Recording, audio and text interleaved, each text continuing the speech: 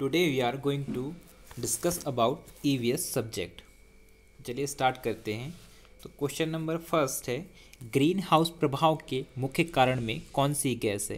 तो जो green house प्रभाव है उसका जो मुख्य गैस है ग्रीन हाउस प्रभाव का वो है कार्बन डाइऑक्साइड। ये जो है मुख्य गैस है ग्रीन हाउस प्रभाव के लिए। ठीक है, तो ऑप्शन नंबर बी आपका राइट आंसर हो जाएगा। क्वेश्चन नंबर 2, इंदिरा गांधी नहर परियोजना का लाभ किस राज्य को मिल रहा है। तो जो इंदिरा गांधी नहर परियोजना है इसका लाभ केरल को नहीं मिल रहा है, उत्तर प्रदेश को भी नहीं मिल रहा है, मध्य प्रदेश को भी नहीं मिल रहा है, बल्कि इंदिरा गांधी नहर परियोजना का लाभ राजस्थान को मिल रहा है। तो ऑप्शन नंबर सी आपका राइट आंसर हो जाएगा। क्वेश्चन नंबर 3, जल जनित बीमारी का एक उदाहरण है। तो जो जल जनित बीमारी है वो है डायरिया। डायरिया प्रदूषित जल की वजह से होता है। तो ऑप्शन नंबर ए आपका राइट हो जाएगा। क्वेश्चन नंबर 4, सामाजिक विज्ञान में कौन सा घटक शामिल नहीं किया जाता है। तो सामाजिक विज्ञान में इतिहास को तो बिल्कुल शामिल किया जाता है। जो हड़प्पा सभ्यता के बारे में हम पढ़ते हैं वो इतिहास की ही बात है, उसको हम सामाजिक विज्ञान में शामिल करते हैं। भूगोल को भी शामिल किया जाता है, राजनीति विज्ञान को भी शामिल किया जाता है, किंतु व्यावसायिक अध्ययन को हम सामाजिक विज्ञान में शामिल नहीं करते हैं। तो ऑप्शन नंबर डी व्यावसायिक अध्ययन आपका राइट आंसर हो जाएगा। क्वेश्चन नंबर 5, निम्नलिखित में से कौन सी पर्यावरण की समस्या नहीं है। तो पर्यावरण की समस्या, क्वेश्चन ध्यान से देखिएगा, पर्यावरण की समस्या नहीं है कहा है। तो जल की बर्बादी ये तो सबसे बड़ी समस्या है ना, पर्यावरण की जल की बर्बादी करना बहुत बड़ी समस्या हो गई। तो पर्यावरण की, वनों का विनाश भी समस्या है, भूमि का अपरदन भी समस्या है। ठीक है, तो जो आपका ऑप्शन नंबर बी है जल का संरक्षण, ये तो समस्या नहीं हुई ना, ये तो अच्छी चीज़ है कि हम जल को संरक्षित कर रहे हैं। तो ऑप्शन नंबर बी आपका राइट हो जाएगा कि जो जल का संरक्षण है ये पर्यावरण की समस्या नहीं है। क्वेश्चन नंबर 6 में चलते हैं। सुनहरा रेशा से अभिप्राय है। सुनहरा रेशा से क्या अभिप्राय है? चाय नहीं, कपास नहीं। इसके बाकी के ऑप्शन नीचे होंगे, देख लेते हैं। ये रहे ऑप्शन नंबर सी पटसन या डी रबड़। तो ऑप्शन नंबर सी पटसन इसका राइट आंसर हो जाएगा कि सुनहरा रेशा से अभिप्राय पटसन से है। क्वेश्चन नंबर 7, किस ग्रह को पृथ्वी की जुड़वा बहन के नाम से जाना जाता है। तो किस ग्रह को पृथ्वी की जुड़वा बहन के नाम से जाना जाता है? बृहस्पति को नहीं, शनि को भी नहीं, मंगल को भी नहीं, बल्कि शुक्र को हम पृथ्वी की जुड़वा बहन या कह सकते हैं इसको हम सांझ का तारा बोलते हैं। शुक्र ग्रह को हम सांझ का तारा और भोर का तारा भी कहते हैं। तो सांझ का तारा और भोर का तारा किसे कहा जाता है? शुक्र ग्रह को कहा जाता है। ठीक है, एकल परिवार से तात्पर्य है। एकल परिवार से क्या तात्पर्य है? 1950 के बाद बना परिवार, संपूर्ण परिवार जिसमें बच्चे, उनके माता पिता, दादा दादी, केवल पति पत्नी नहीं। तो जो आपका ऑप्शन नंबर बी है, परिवार जिसमें माता पिता उनके बच्चे रहते हों, ये आपका राइट आंसर हो जाएगा। एकल परिवार से तात्पर्य परिवार जिसमें माता पिता उनके बच्चे रहते हों। ठीक है। क्वेश्चन नंबर 9, भारत का राष्ट्रीय पशु है। तो भारत का राष्ट्रीय पशु क्या है? हाथी।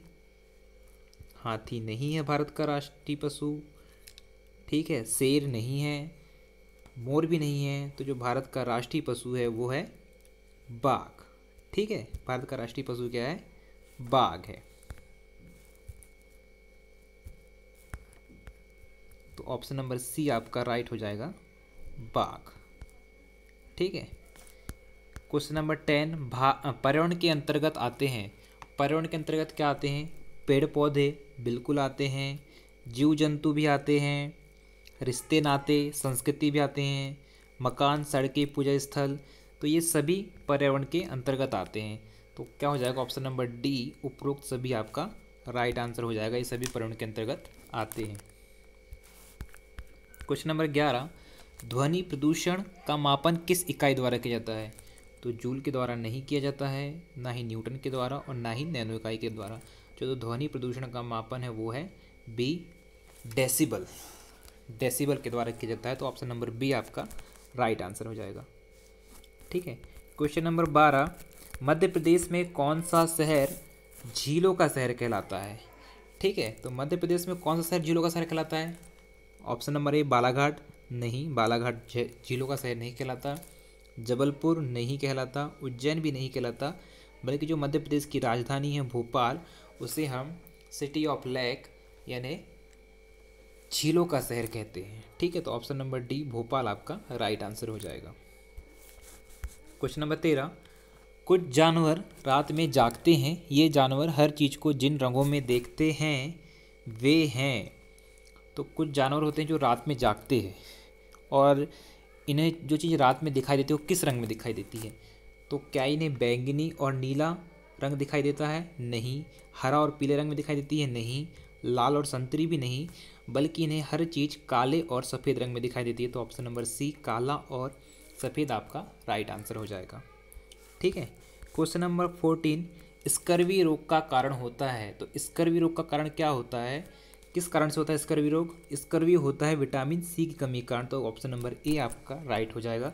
विटामिन ए की कमी के कारण नहीं होता, ना ही विटामिन के की कमी के कारण होता है, ना ही विटामिन ये डी होगा, ना ही विटामिन डी की कमी के कारण होता है। ठीक है, तो option number A vitamin C की कमी के कारण होता है। ठीक है। Question number 15,